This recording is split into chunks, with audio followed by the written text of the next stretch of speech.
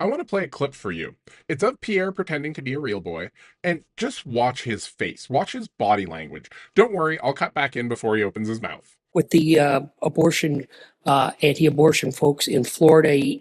It was he called it the most important experience in his pro-life uh, journey. And the Genocide Awareness Project graphically compared the victims of abortion to victims of other atrocities, such as Jews in the Holocaust.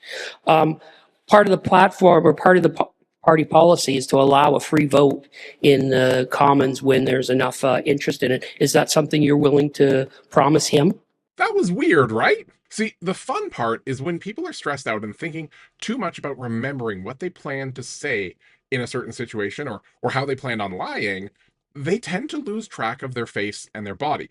In poker, it's what you call a tell. And while Pierre might be thinking of scissoring and axing, odds are he's trying to remember the ways he planned to walk the tightrope between not alienating the Christo-fascists who worship him, but also trying to appeal to fence sitters who generally don't pay attention to just how, as Pierre would say, wacko the party is, if you look at who represents it and what their values are. Now, most Canadians understand that you can't provide adequate health care to women if doctors have to prioritize the life of a fetus over the life of the mother. To be clear, it is not a baby until it is no longer an innie. Like how it's magma when it's inside the earth, it's lava when it's outside of the crust, and it's a pumice stone when you need to deal with dry skin buildup. Capiche? We'd all love for pregnancy to be like on a half-hour sitcom where the writers have just run out of ideas for what a female character can do, so they stick a pillow under her shirt and have an episode where she eats pickles and peanut butter. But in real life, pregnancy is very stressful for women. Their body goes through significant changes. Hormones cause their thought processes to become atypical for them. Even a pregnancy that was intentional and entirely wanted is still tough. Or so I understand. Despite vigorous attempts, I have not found myself pregnant. Oh well, one day maybe. In America, they've not just rolled back their protections for women who are pregnant and don't want to be, they've made things as binary as possible. If a woman wants to ensure that she does not die due to complications related to pregnancy, she should simply not get pregnant. And if despite her best efforts, something happens, well, thoughts and prayers, I guess. For years, I grew up in an evangelical family, and honestly, I believed politicians when they claimed that if they were able to overturn the protections that women had, that there would be carve-outs for horrible situations that we all like to believe only happen in the racy moments of popular HBO shows.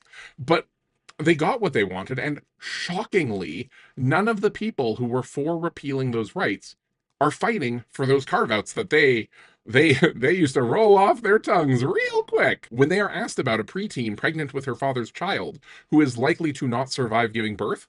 Silence. Not a single lawmaker has been caught calling an emergency session to put those carve-outs in because they just forgot to get around to it. And even in cases where a woman wants to be a mother, things happen. The fetus can start forming in a spot that it's not supposed to.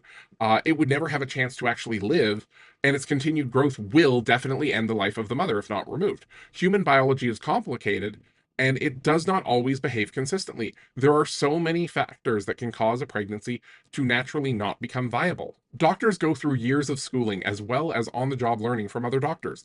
They are the most qualified people to determine what's medically necessary to ensure safety for both a pregnant person and for a potential person growing inside of them. Yet, over and over in so many situations, it has had to be the courts who have had to tell lawmakers to back the fuck off because they have no idea what they're trying to make rules about. If you want to actually see his response, you can watch it on CPAC. I'm not going to play it because it's very milk toast. He interprets the question as an accusation, so he responds in kind. He says, "For 20 years, the policy of the Conservative Party has been that there will be no restrictions brought on a woman's right to choose. It's been our policy since it was adopted by our party in 2004. So this is a 21-year policy adopted by our members and upheld at all of our subsequent conventions." You'll notice Pierre never says that he thinks doctors working in concert with their patients should determine a path of action for what they believe are best results.